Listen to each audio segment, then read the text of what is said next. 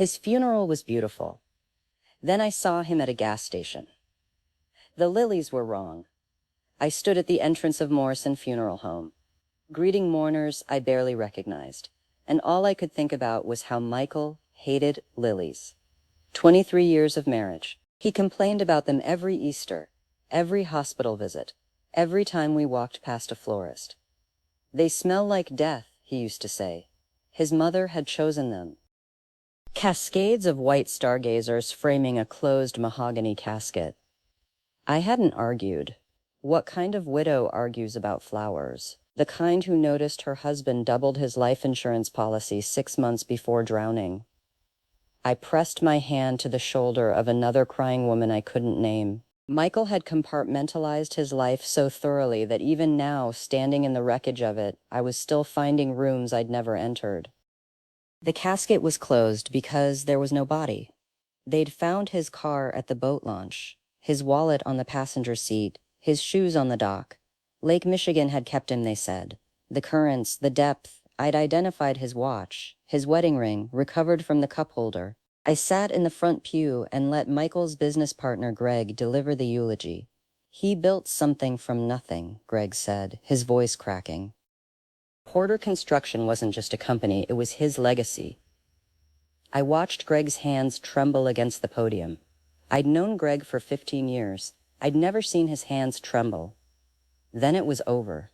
I drove home, sat at the kitchen table, and opened my laptop. The life insurance policy was $1.2 million. 6 months ago, it had been $600,000. The policy increase had required my signature. I hadn't signed anything. The creditors started calling 3 weeks after the funeral. First the bank, a second mortgage, $185,000, my name on the documents, my signature on the closing papers.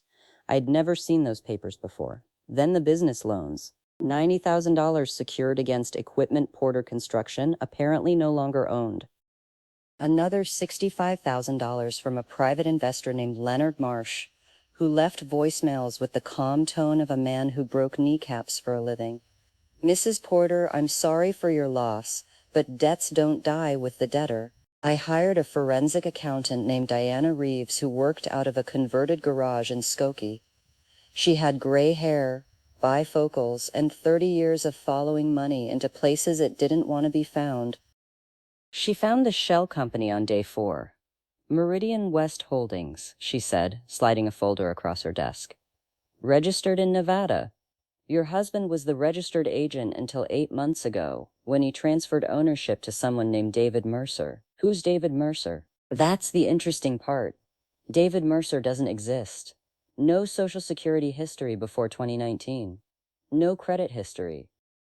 He materialized 5 years ago with a driver's license, a P.O. box in Henderson, and $40,000 that came from your husband's business. I looked at the documents, the paper trail of a man building an escape hatch while I meal prepped on Sundays, and asked about his day. He was creating another identity, I said. Diana put her bifocals back on. People hide money from the IRS, from business partners, from spouses they're planning to divorce. They don't usually hide an entire person unless they're planning to become that person. Michael hadn't drowned. Michael had left. I saw him on a Tuesday, 4 months after the funeral. I stopped for gas outside Medford.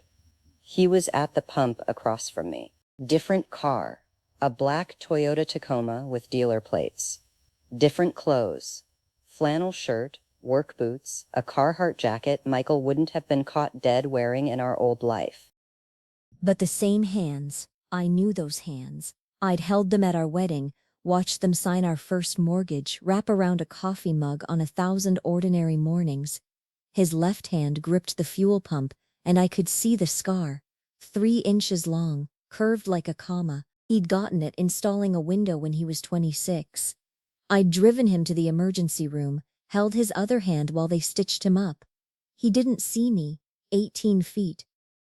I could close that distance in 4 seconds. I could scream his name, demand to know how he could stand there breathing while I'd been drowning in his debts and his lies. My mouth opened. His name was right there. Ma'am, you all right? A man at the next pump, 60s, trucker cap. I turned my almost word into a cough. Fine, sorry, fine. When I looked back, Michael was getting into the Tacoma, pulling out without a single glance in my direction. I memorized the plate. Then I followed him at a distance of exactly 8 car lengths for the next 43 miles. His new name was David Mercer. He worked for a contracting company in Ashland. He lived in a rented bungalow with a woman named Vanessa Cole, 32, blonde, who worked as a dental hygienist and was visibly pregnant. The private investigator, Martin Cross, was thorough. "Your husband's been David Mercer for about 2 years," Martin said. "Built the identity slowly. It's good work. Professional. The woman, how long have they been together?" "About 18 months. She thinks he's a widower. Told her his first wife died of cancer." I laughed. It wasn't a funny laugh. "He gave me cancer. In his story. He killed me off with cancer. Mrs. Porter, what do you want to do with this information?" I thought about calling the police, letting the system handle a man who'd faked his own death and left his wife holding $340,000 in fraudulent debt. But the system was slow. The system required the kind of patience that eroded justice into inconvenience. "I want everything," I said. "A timeline that proves he was alive and spending money 3 days after they pulled his car out of that parking lot." The call came on a Thursday evening. I was reviewing documents Martin had compiled. 3 inches of paper proving David Mercer had purchased groceries and paid bills while Michael Porter was officially dead. "Mrs. Porter, we have a complication." "What kind?" "Someone else has been watching your husband, a woman. Professional equipment. This morning she approached his house." My hand tightened on the phone.